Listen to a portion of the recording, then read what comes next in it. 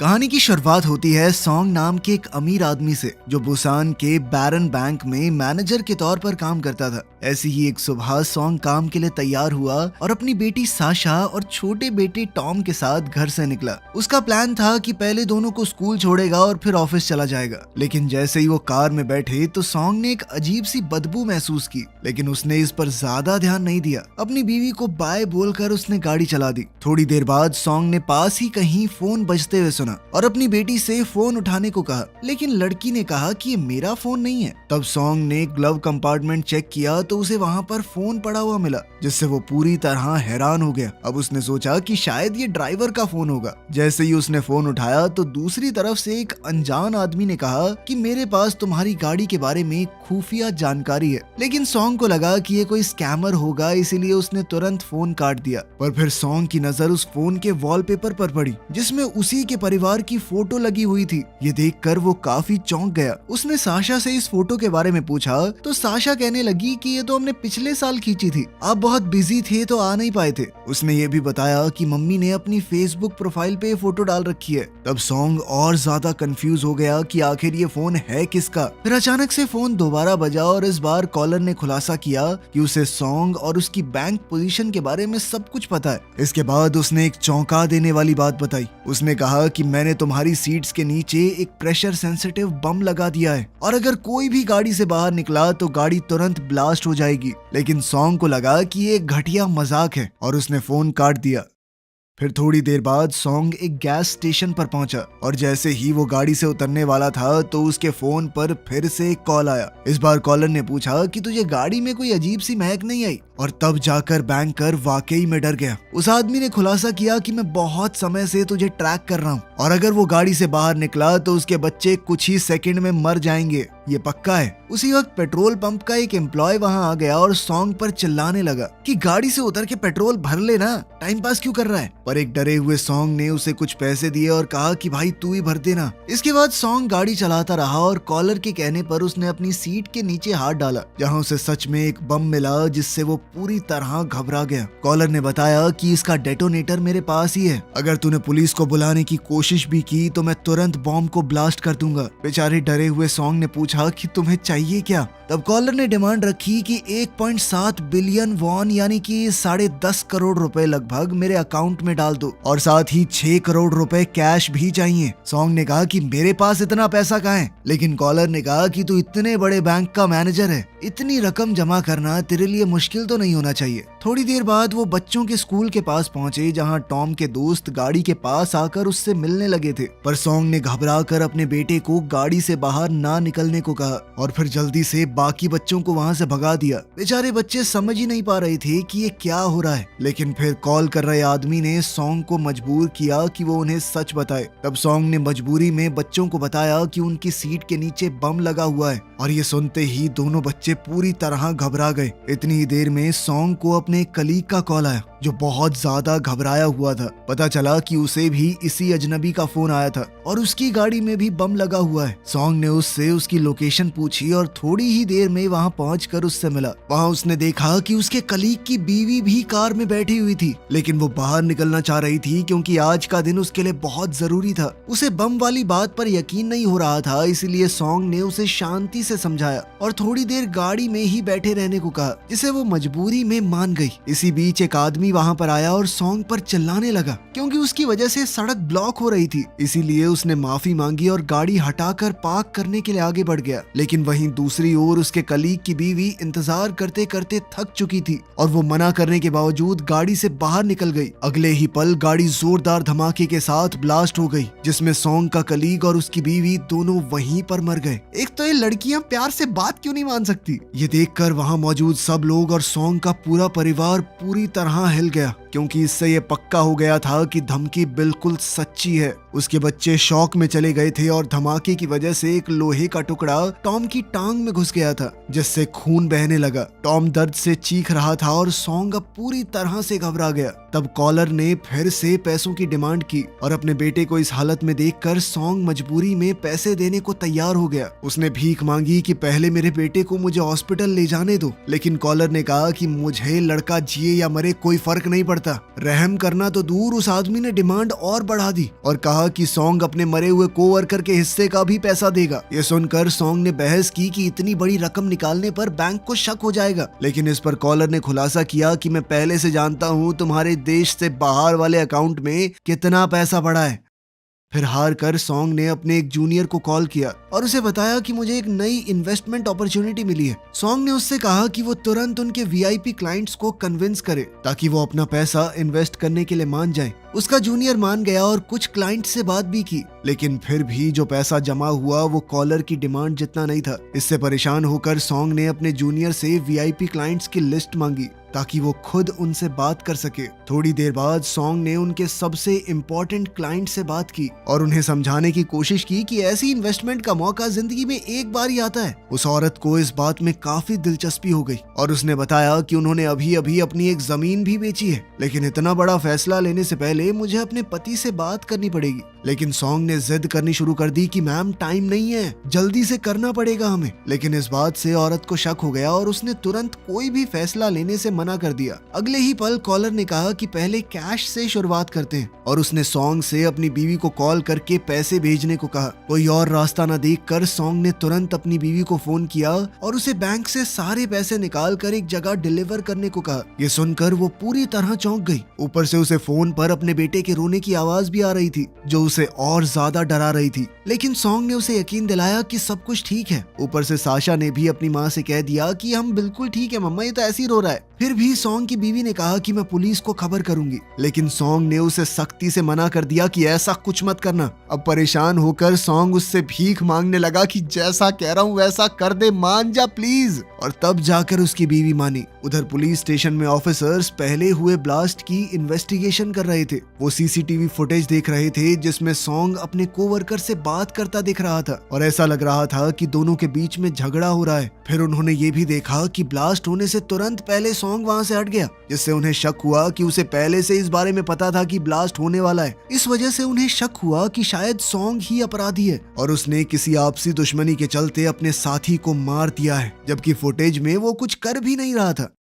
खैर दूसरी ओर थोड़ी ही देर बाद सॉन्ग बैंक के सामने पहुंचा, जहां उसने देखा कि उसकी बीवी भी वहां आ चुकी थी, लेकिन वो अपनी एक सहेली को साथ ले आई थी, जिससे सॉन्ग को घबराहट होने लगी। फिर उसकी बीवी पैसे निकालने के लिए बैंक के अंदर चली गई, जबकि उसकी सहेली सॉन्ग से बात करने के लिए कार की खिड़की पर नॉक करने लगी। पर डरे हुए सॉन्ग ने उसे दूर रहने का इशारा किया और वहां से गाड़ी भगा दी। पैसे निकालने के बाद सॉन्ग ने अपनी बीवी से कहा कि कॉलर के कहने पर बैग को एक मेल बॉक्स के सामने रख दे। उसकी बीवी ने ऐसा ही किया, लेकिन थोड़ी देर बाद उसने बताया कि एक लंबा सा आदमी उसकी तरफ आ रहा है और उसे बड़े अजीब तरीके से घूर भी रहा था। ये सुनकर सॉन्ग तुरंत उस तरफ गाड़ी भगा कर ले गया और अपनी बीवी को तुरंत वहां से निकल जाने को कहा। लेकिन जब तक सॉन्ग वहां पहुंचा तब तक पुलिस उस आदमी को उसकी बीवी की मदद से गिरफ्तार कर चुकी थी। ये सुनकर सॉन्ग ने चैन की सांस ली कि शायद अब वो और उसका परिवार सुरक्षित हैं। पर अगले ही पल उसकी सारी उम्मीदें टूट गई, क्योंकि कॉलर अभी भी फोन पर ही था। उसने कहा कि पुलिस को साथ मिलाकर तुमने बहुत बड़ी गलती कर दी है। इसके बाद उस आदमी ने काउंटडाउन शुरू कर दिया और सॉन्ग और उसके बच्चे अपनी मौत के लिए तैयार हो गए। लेकिन अचानक गाड़ी की बजाय वो मेल बॉक्स ब्लास्ट हो गया। पूरा इलाका धुएं और आग से भर गया, लेकिन किस्मत से सॉन्ग की बीवी जिंदा बच गई और वो उससे बात कर पाई। ये देखकर डरा हुआ सॉन्ग वहां से गाड़ी भगा कर निकल गया, जबकि कॉलर लगातार पैसे मांग रहा था और कह रहा था कि किसी भी कीमत पर मुझे पैसे चाहिए। उसी वक्त पुलिस ने एक और सीसीटीवी फुटेज देखी, जिसमें सॉन्ग दूसरी ब्लास्ट वाली लोकेशन पर भी मौजूद था। इससे उन्हें पूरा यकीन हो गया कि ये सारे कांड यही आदमी कर रहा है और उसे ढूंढने के लिए हर तरफ पुलिस फैल गई। इधर सॉन्ग ने अपने जूनियर को फोन किया और पता चला कि वो अभी भी पूरा पैसा जमा नहीं कर पाया। गुस्से में सॉन्ग उस पर चिल्लाने लगा और फिर कॉलर को बताया कि देख भाई, मेरे पास जितना भी पैसा है मैं ट्रांसफर कर दूंगा, बस मेरे बच्चों को जाने दे। लेकिन कॉलर ने साफ कह दिया कि जब तक उसे पूरी की पूरी रकम नहीं मिलती वो कोई डील नहीं करेगा। ऊपर से उसका बेटा टॉम काफी खून बहने से अब बेहोश होने की कगार पर पहुंच चुका था। सॉन्ग ने फिर से कॉलर से भीख मांगी कि पहले उसे बेटे को हॉस्पिटल पहुंचाने दिया जाए, लेकिन उस आदमी ने फिर भी कोई दया नहीं दिखाई। थोड़ी देर बाद एक पुलिस वाला सॉन्ग के पास आया और उसे गाड़ी से बाहर आकर बात करने को कहा, लेकिन सॉन्ग ने मना कर दिया और हॉस्पिटल ढूंढने के लिए फुल स्पीड में गाड़ी भगा दी। इसके बाद पुलिस ने सख्त एक्शन लिया और उसके पीछे कई पुलिस गाड़ियां और हेलीकॉप्टर लगा दिए। एक जबरदस्त चेज के बाद पुलिस ने आखिरकार सॉन्ग को घेर लिया और अब उसके पास भागने का कोई रास्ता नहीं बचा था। एक ऑफिसर ने आकर उसे कार से बाहर निकलने को कहा। तब सॉन्ग ने मजबूरी में सच बता दिया कि सीट्स के नीचे बम लगा हुआ है। साथ ही उसने ये भी कह दिया कि अगर मुझे तुमने जाने नहीं दिया तो मेरे बच्चों के साथ ही मैं बम ब्लास्ट कर दूंगा। ये सुनकर सभी पुलिस वाले चौंक गए। थोड़ी देर में बॉम्ब स्क्वाड को बुला लिया गया और चीफ ऑफिसर्स ने स्नाइपर को ऑर्डर दिया कि जैसे ही बच्चे गाड़ी से बाहर निकले सॉन्ग को शूट कर दिया जाए। फिर एक फीमेल ऑफिसर सॉन्ग के पास आई और उसे अपने बच्चों को छोड़ने के लिए भीख मांगी, लेकिन एक बेहाल सॉन्ग ने मना कर दिया और फोन की ऑन कॉल स्क्रीन दिखाई। ऑफिसर को समझ आ गया कि मामला कितना नाजुक है, इसीलिए उसने पानी की बोतलें और एक वॉकी टॉकी दे दिया ताकि पुलिस सब कुछ सुन सके। जब पुलिस वहां से थोड़ा दूर हुई तो सॉन्ग ने वॉकी टॉकी को फोन के पास रख दिया। उसने कॉलर से बात करने की कोशिश की, लेकिन दूसरी तरफ से कोई आवाज नहीं आई। तभी उसे कॉलर का एक मैसेज मिला जिसमें लिखा था कि वॉकी टॉकी को पहले बाहर फेंक दे। मजबूर होकर सॉन्ग ने ऐसा ही किया और पुलिस वाले हैरानी से देखते रह गए। फिर सॉन्ग ने आसपास देखा और भीड़ को देखकर उसे समझ आ गया कि कॉलर इन्हीं में से कोई है। उसने गाड़ी का हॉर्न बजाया और कॉलर के फोन से भी उसी हॉर्न की आवाज आई। इससे साबित हो गया कि वो आदमी आसपास ही है। कुछ पल बाद सॉन्ग ने भीड़ में एक आदमी को फोन पर बात करते देखा, लेकिन वो बस बेबस होकर उसे देख सकता था, पुलिस को कुछ भी बता नहीं सकता। फिर कॉलर ने सॉन्ग से कहा कि अगर तुम एक आम जिंदगी जीते तो ये सब कभी नहीं होता। उसने सॉन्ग से 6 साल पहले की बातें याद करने को कहा, जब सॉन्ग बैरन बैंक में काम करता था। लेकिन इससे पहले कि वो आगे कुछ कह पाता,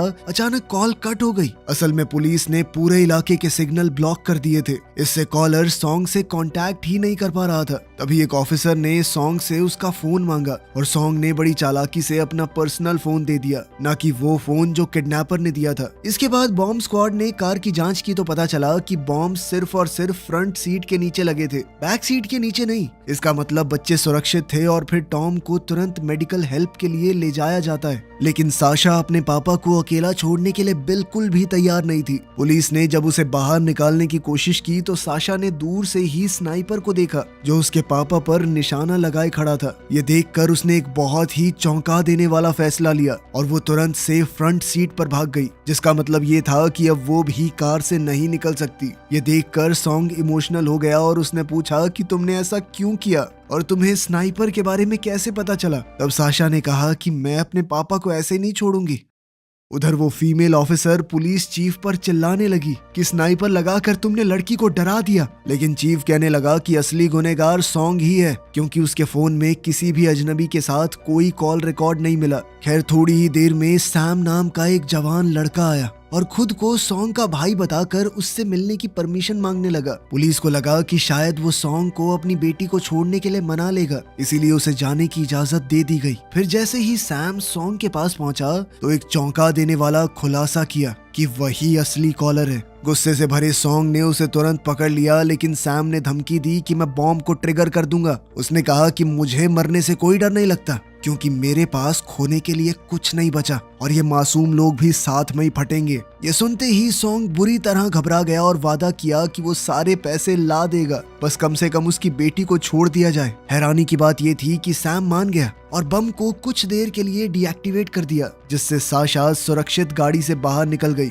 लेकिन अगले ही पल उसने एक और चौंका देने वाली बात बताई। असल में उसने पहले ही टाइम बॉम्ब एक्टिवेट कर दिया था, जिसमें अब सिर्फ 18 मिनट बचे थे। उसने कहा कि वो साशा को अपने साथ ले जा रहा है और अगर तब तक पैसे नहीं मिले तो लड़की का काम तमाम कर दूंगा मैं। इतना कहकर सैम लड़की को साथ लेकर वहां से निकल गया और इधर पुलिस ने भी उसे नहीं रोका, क्योंकि वो उसे सॉन्ग का भाई समझ रहे थे। उधर सॉन्ग भी अब पागलों की तरह गाड़ी भगाकर उसके पीछे निकल पड़ा। उसके पीछे अब पुलिस की कई गाड़ियां लग चुकी थी। इधर सॉन्ग की बीवी टीवी पर ये सब कुछ देखकर चौंक गई जब एक अजनबी आदमी खुद को सॉन्ग का भाई बता रहा था। उसने तुरंत पुलिस को फोन करके बताया कि वो आदमी सॉन्ग का भाई नहीं है, लेकिन तब तक बहुत देर हो चुकी थी, क्योंकि सैम उनकी नजरों से गायब हो चुका था। थोड़ी देर बाद सॉन्ग ने अपने एक बॉस को कॉल किया और उसे जिंदगी मौत का सवाल बताकर कुछ पैसे उधार मांगे, लेकिन उस आदमी ने साफ मना कर दिया। उसने कहा कि सॉन्ग ने क्लाइंट से बिना परमिशन लिए बहुत सारा पैसा पहले ही ले लिया है, इसलिए बैंक उस पर फ्रॉड का केस करेगा। ये सुनकर सॉन्ग पूरी तरह टूट चुका था। आखिरी उम्मीद के तौर पर उसने अपनी बीवी को कॉल किया और सारे अकाउंट से पैसे ट्रांसफर करके कॉलर को भेजने को कहा। फिर सैम ने सॉन्ग को कॉल करके समुद्री जहाजों के एक डॉक पर आने को कहा। ये जगह देखकर सॉन्ग को 6 साल पहले के अपने गुनाह याद आ गए। फिर हम देखते हैं कि असल में 6 साल पहले सॉन्ग बैरन बैंक में एक आम एम्प्लॉय था। उस वक्त बैंक ने केमिकल फैक्ट्री के वर्कर्स को झूठी और चालाक मार्केटिंग के जरिए इन्वेस्ट करने के लिए फंसा लिया था, और जब मार्केट अचानक से क्रैश हुआ तो उन लोगों की सारी जिंदगी की कमाई डूब गई। इन इन्वेस्टर्स में से एक गरीब प्रेग्नेंट औरत भी थी जिसने अपनी पूरी जमा पूंजी लगा दी थी, लेकिन मदद करने की बजाय सॉन्ग ने सारे सबूत मिटा दिए और बैंक के फ्रॉड को छुपा दिया। इस घिनौने काम के बदले उसके बॉसेस ने उसे प्रमोशन देकर ब्रांच मैनेजर बना दिया। वो बेचारी प्रेग्नेंट औरत सॉन्ग के पास आई और रो रो कर उससे कम से कम अपने हक का पैसा वापस निकालने का तरीका पूछने लगी, लेकिन लालच में अंधे सॉन्ग ने उसे नजरअंदाज कर दिया। अब खुलासा होता है कि वो प्रेग्नेंट औरत सैम की बीवी थी और आज सैम अपने परिवार का बदला लेने आया था।